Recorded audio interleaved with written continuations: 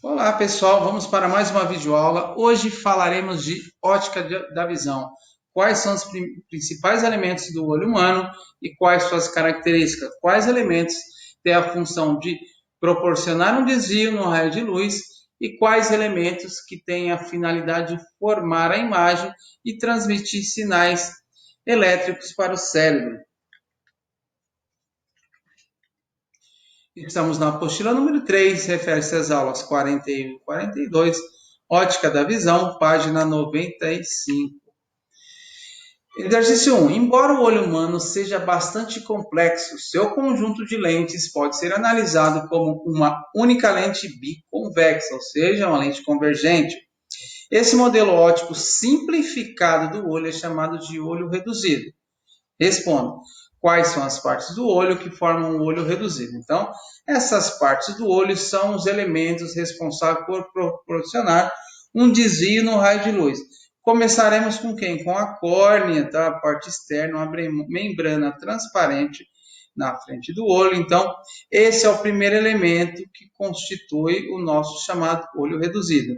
Depois, essa luz ela vai passar por uma região chamada humor aquoso. Então, esse humor aquoso tem um índice de refração diferente da córnea, que é diferente do ar, e isso proporciona o desvio do raio de luz.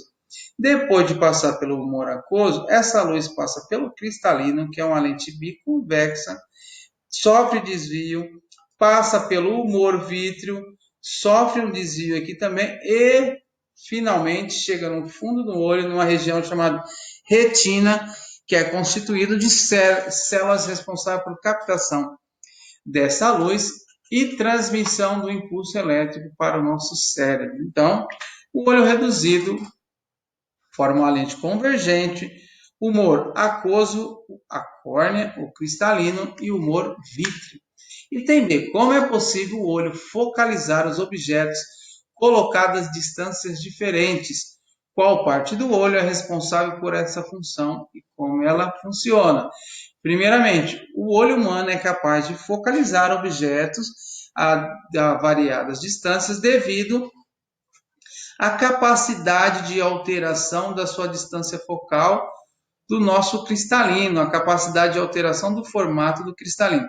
Essa mudança ocorre devido aos músculos ciliares que, ao contraírem, aumentam ou diminuem o foco da nossa lente biconvexa, aqui o cristalino, fazendo com que os raios de luz converjam antes ou depois, tudo bem?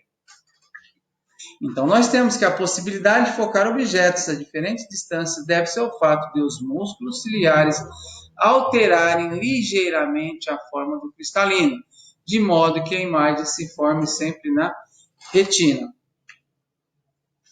Qual a função da íris e da pupila? Então, a íris é uma membrana, a membrana colorida, que é chamada de menina dos olhos, é a parte colorida do nosso olho, tudo bem? E essa parte colorida, ela tem no centro dela um orifício. Esse orifício é a pupila. Qual é a função da íris? A íris ela vai aumentar ou vai diminuir essa pupila, o tamanho da pupila, controlando a quantidade de luz que penetra no olho. Então, a íris controla a quantidade de luz que penetra no olho, regulando o tamanho da pupila. Qual é a diferença entre cones e bastonetes? Onde eles se encontram? Então, cones e bastonetes são células que se encontram na retina, no fundo do olho, onde é formado a imagem, na região central, nós também chamada de fóvea, onde nós temos os cones, tudo bem? Os cones são células responsáveis pela captação das cores, são sensíveis às cores. E os bastonetes são células que se encontram na região periférica da fóvea e eles são responsáveis pela identificação da luz, do claro ou do escuro. Então, os cones são pouco sensíveis à luz e são responsáveis pela percepção de cores. A maior concentração de cores se dá na região chamada mancha amarela ou fóvea.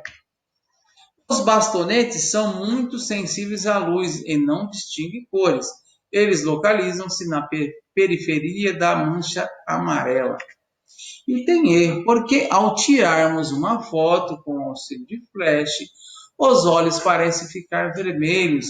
Algumas máquinas fotográficas são dotadas de um dispositivo que evita esse efeito. Como ele funciona? Então, essa situação do olho vermelho se dá devido ao reflexo da luz que vem dos vasos sanguíneos que estão na retina. Então, a retina ela é muito vascularizada, então essa luz penetra pela pupila, reflete na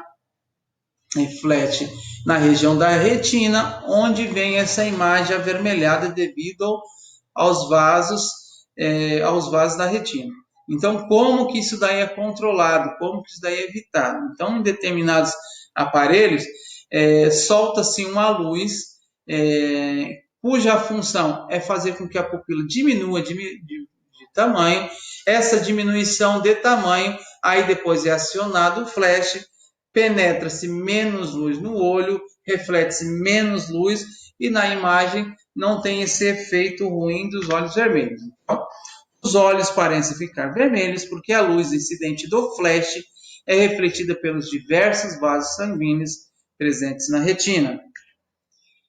Para diminuir o efeito dos olhos vermelhos, algumas máquinas fotográficas disparam luzes antes do flash, com o intuito de retrair as pupilas do fotografado, dificultando assim a entrada da luz do flash. Como é chamado o ponto mais distante do qual podemos enxergar nitidamente? Então, ele é chamado ponto remoto. E o mais próximo é chamado de ponto próximo. Quais os valores das distâncias desses pontos para um olho considerado normal, ou seja, o olho emétrico? Um ponto remoto é considerado no infinito. Infinito é mais ou menos 5 metros, tá? Encontra-se no infinito.